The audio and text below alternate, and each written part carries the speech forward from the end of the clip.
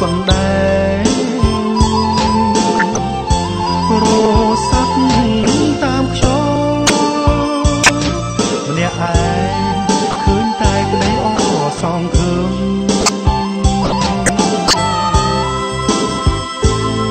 ស្លឹកឈើដាច់ធ្លាក់មកស្រោបញញឹមលុះត្រូវថ្ងៃប្រែជាក្រៀមត្រូវសន្សើមប្រឹងប្រហៀមរលាយបាត់រូប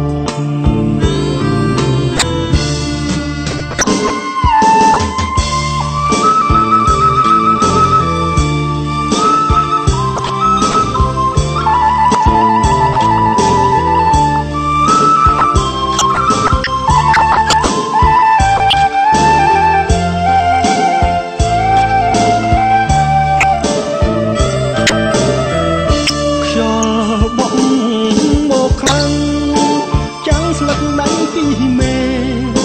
ធ្លាក់កណ្ដោចកណ្ដែងរស័ព្ទតាខ្យល់ម្នាក់ឯងឃើញតែក្ដីអសងឃើញស្លឹកឈើដាច់ធ្លាក់មកស្រញញឹម